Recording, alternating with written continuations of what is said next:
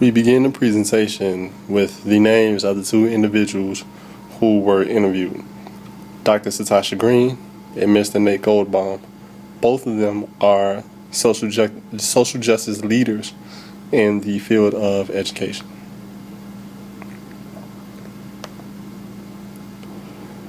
Dr. Green is the Dean of the Chicago State University College of Education.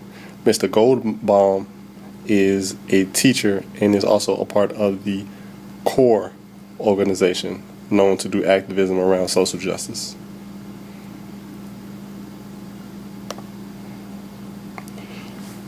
From this point forward in the presentation, we discuss the social justice leadership must-haves. These are the things that individuals must have in order to become social justice leaders according to the transcripts of the interviews that we had with two individuals. First and foremost is supportive relationships. Dr. Green spoke of her support coming from her colleagues within the field of higher education, as well as her father, who was also a professor. These are the two avenues that she finds the most support to help her move forward in her work. Mr. Goldbaum finds his support mostly from his students in his classes and the parents of his students. He says that he gets his extra sense of enthusiasm to move forward from these two avenues.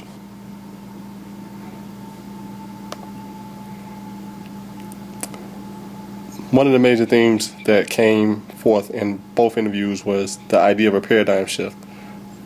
Both individuals spoke about there needs to be a paradigm shift in regards to assessment and the charter school choice movement.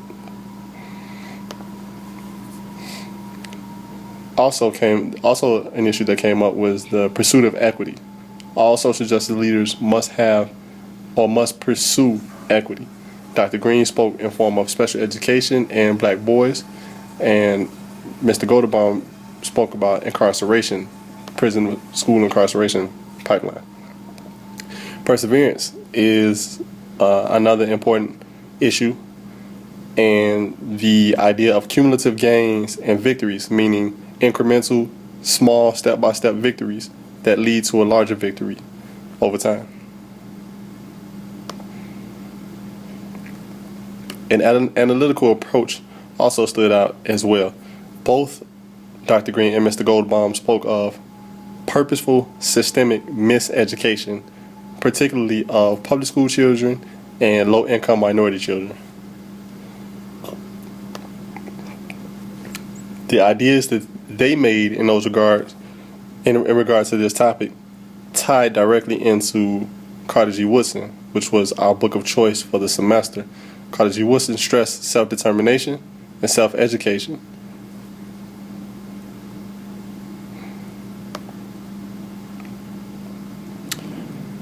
One key point to being a social justice leader is having a drive, a strong drive. Mr. Goldbaum suggested having your everyday experiences drive you toward pushing for a better existence. Dr. Green as well had the idea of being driven, and the best way to reach the youth is to engage them where they are, meaning technology is their specialty, or incorporate technology into the social justice work. So all social justice leaders must have a dislike for misused power. A misused power would mean unfair practices inside the classroom with the students as well as with teachers and other administrators in the field.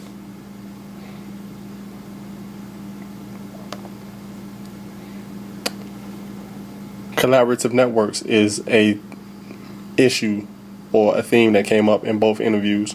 Both Dr. Green and Mr. Goldbaum stressed surrounding yourself with like-minded individuals who have the same goals in mind as you do.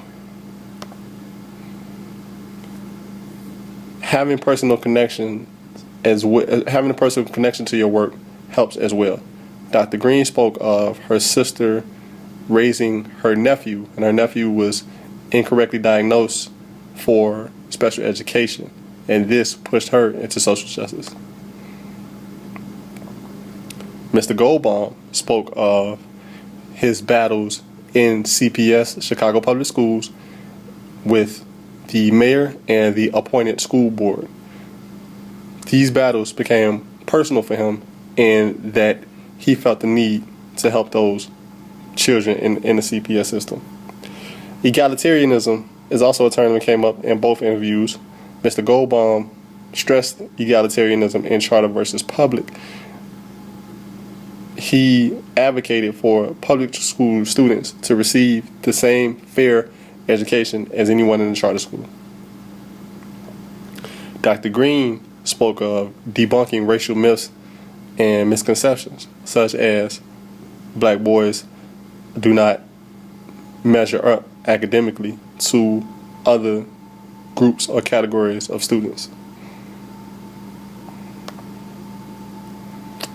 Both Dr. Green and Mr. Goldbaum spoke of the models that they have for their work, the ones that inspire them. Dr. Green said her father, who was also a college professor, inspired her. And Mr. Goldbaum says his biggest inspiration came from Harriet Tubman and the work that she did historically. In conclusion, we saw that both individuals push for the justice or the promotion of justice for everyone, every child, every teacher, everyone in the field, especially those that are in marginalized categories.